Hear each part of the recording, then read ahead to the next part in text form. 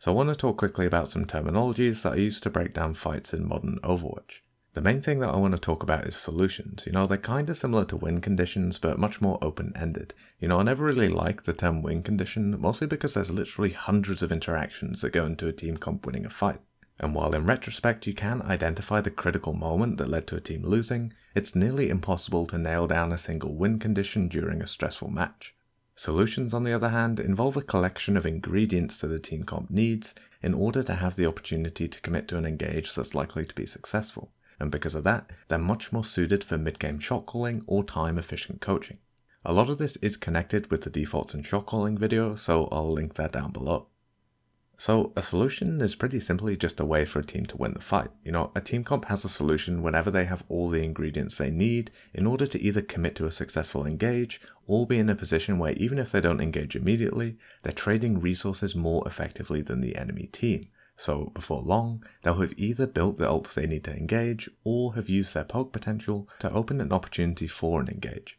We can imagine here a Sombra Pharah team getting the angles onto an Orisa team, but spamming for 10 or 15 seconds until they forced out enemy cooldowns or got their EMP barrage combo up. I'll talk about this type of solution a lot more in the passive advantage video, which again I'll link down below. All comps do need different things in order to have a solution, and those things will change depending on enemy comp, but for pretty much all situations we're looking at three main ingredients. First and most important is angles. Every comp requires some type of angle to hard engage or to have a passive advantage. For Brig Zen, we're mostly looking at Tracer, Ball and Sombra on the flank. For Lucio Moira comps, we're looking at that Sombra popping up with a hack while her team pushes. For Orisa comps, we're looking at DPS or Sig on the off angles. And for Rhine comps, we're generally looking at DPS like Kree or Tracer, getting critically timed damage onto the enemy from a flank. Again, angles aren't necessarily used to hard engage, they can also be used to hold a positional advantage in order to trade resources effectively. Going back to that Orisa team, if they're in the position where the enemy have all the angles, the dive team will spam them down pretty easily, and also build their ultimates faster.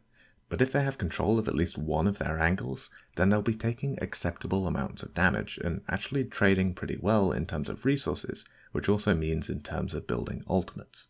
I'll link to an example of Shock doing this pretty well. As well as angles, the second ingredient that teams need is ultimates. If your angles are good enough, sometimes you'll get away without using ults, but since both teams typically have some ults up every fight, you're going to have to use something as part of your engage if you don't want the enemy team to use their own ult to repel it. In terms of solutions, this basically just means whichever ult you want to open up with.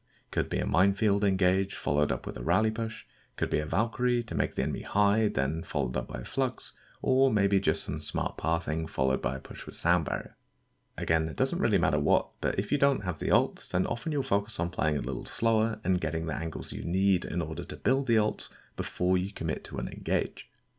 And the final ingredient that teams need is some sort of proximity between their own brawl core, which is pretty much always the backline unit, and whatever their target is. Think about how much of a ball comp's potential to close out fights actually comes from the Brig Zen rotating in and brawling, or think about the way that Zarya plays in the Monkey Ana comp, or how even though Orisa comps are thought of as spam comps, to actually close out fights, the Orisa pretty much always walks in with Fortify and a Hulk in order to brawl onto enemies that her team has the angle on. Rhine pretty clearly does want to go in and swing, but remember for these Rhine and Orisa comps, we generally still want the backline, specifically the Batiste, to come in with us. His damage and close healing is crucial for these brawls, and if he's further back, then he's likely to lose LOS or get traded on by any flanking enemies. So for this final ingredient, we're usually looking for ways to rotate our backline closer whenever we have the other two ingredients, so that not only do we have everything we need for a good engage, but we're also close enough to match timings between the backline and the flankers. So overall, we've got angles, ultimates, and proximity. These are the ingredients that pretty much every comp needs in order to have a solution. The specifics of those ingredients will change depending on your comp and the enemy comp, and again I talk about that more in the video on defaults, but the concept of ingredients and solutions is there in every single fight. The final things I'm going to link are these two fights here from Glads vs Fusion, where we can see the difference between how gladiators play when they already have a solution and just need to commit, versus when they have no solution and so need to earn those ingredients first. This also links up with the way that I like to split up fights. Instead of looking at a pre-fight phase and a mid-fight phase, We can think of it as a skirmish phase and then an engage phase. The skirmish is when each team will play their defaults without fully committing in order to earn the ingredients that they need. Then the engage phase is where teams act upon the solution that they've just earned. The timeline of every fight between every type of team comp can be broken down into those two phases, and we can use the idea of ingredients to quickly figure out why a team's engage phase ended in failure. As a final note, this is also the reason why everyone thinks good teams play fast. It's not really about how fast they play, since any team can speed boost down main.